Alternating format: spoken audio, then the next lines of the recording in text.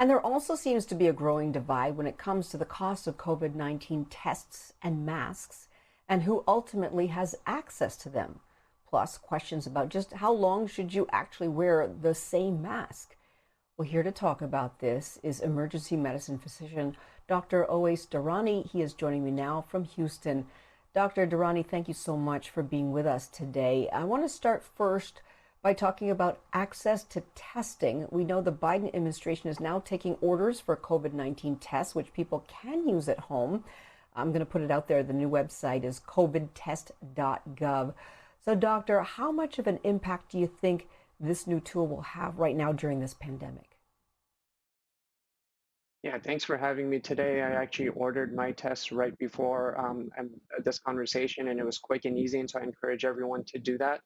I think it's a good start, but I think realistically, we need 3 to 4 tests for every American every week. And so that's billions of tests that this is not going to address. In addition to that, I know that insurance companies can now reimburse for tests, but we have millions of Americans that don't have tests or don't have insurance in this country. If you have insurance, sometimes you may need to get reimbursed for those tests.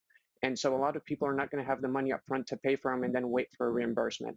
So although this is a good start, we need to do a lot more. In Europe, for example, you can walk into a pharmacy, pay nothing, have to pay nothing, and then you get a test. You can get up to 4 or 5 tests per week per member of each family and walk out. That's where we need to get to in this country to ensure that everyone has equitable access to testing and that we're not continuing to spread this variant and other variants that are to come.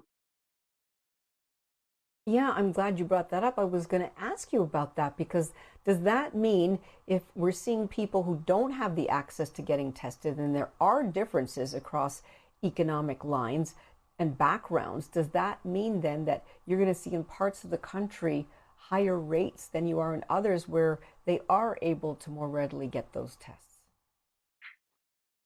The unfortunate answer is yes. You know, we've had generational disparities in our healthcare system throughout my lifetime and generations before.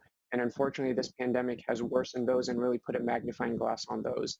It started with vaccines. You know, there was inequitable distribution of vaccines. Certain people were not able to get time off from work and things like that. We had initial conversations around that. And then we kind of forgot about those disparities and moved on. Now we're seeing, you know, an encouragement to get better masks, like N95 masks. How are those folks going to get those masks? And now we're having a conversation about testing and folks having difficulty getting testing. And so I feel like a lot of times we do a certain measure, which is good, like providing tests to folks online, and then we check a box and move on. And we don't address the deeper issue and ensure that everyone continues to get access to these key tools that is going to help them be healthy and protect themselves and their families. Absolutely. So, doctor, I want to ask you about these masks. If you're wearing one of the disposable masks or an N95 mask, how long should you actually wear it before changing it and throwing it away? Because I got to tell you, people I know, friends, well educated, whoever, they're just, picking up their mask, putting it on, it looks clean, I'll wear it. But the truth is, you can't see disease or germs, right? Absolutely. So if you're wearing a surgical mask, just a normal surgical mask, that's a single use in my opinion, or at most a 1 day kind of use thing. At the end of the day, you need to throw that out. Those masks are not built to be reused for days on end. They're not that strong to begin with.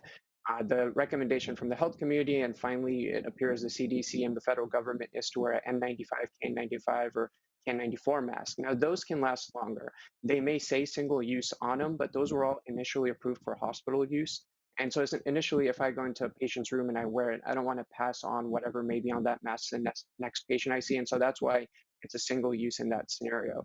If you're using it outside the hospital, for example, when I use it in my personal life outside the hospital, I use it for anywhere from 4 to 7 days. And so I tell folks, you know, use it as long as it appears clean and there's no big bends in it, you haven't spilled anything on it, doesn't look dirty, and it's still tight fitting. After that 4 to 7 day period, it's time to get a new one. Another kind of recommendation is about 40 hours. So if you're not using it that much, once you've used it for about 40 hours, you can go ahead and dispose that and use another one. One thing I do want to point out is if you've been in close contact with someone that ends up being positive for COVID, go ahead and no matter how new that mask is, throw it away because it did its job. It likely protected you from those COVID particles, and it's time to get a new layer of protection after that. Yeah, honestly, I wear lipstick, so lipstick always ends up all over my masks. I go through masks like 3, 4 days sometimes, depending on if I have to be out doing groceries. But I'm curious about where you are. Can you tell me what you're seeing with your patients, your community, how bad it is there, what's going on? Yeah, we're still in the thick of it. A lot of people are saying we're almost peaking or we're going to turn a corner. We're still in the thick of it. I go into the emergency department and patients I admitted a day ago or 2 days ago are still boarding there. There's no rooms upstairs for them to go to. A lot of these patients are ICU patients, and we know that ICU patients need to be in the ICU. I'm going to take the best care of them possible down in the emergency department, but they truly need to be in the ICU. We still are having issues.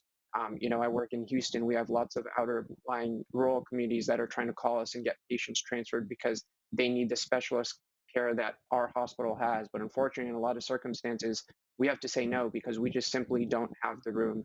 And so, right now in Houston, in Texas, and a lot of parts of the country, we're in the thick of it. I know there's lots of conversations around, is this going to help us get into the endemic phase now that so many folks are infected, and other conversations about this coming down from the peak, but we're in the thick of it.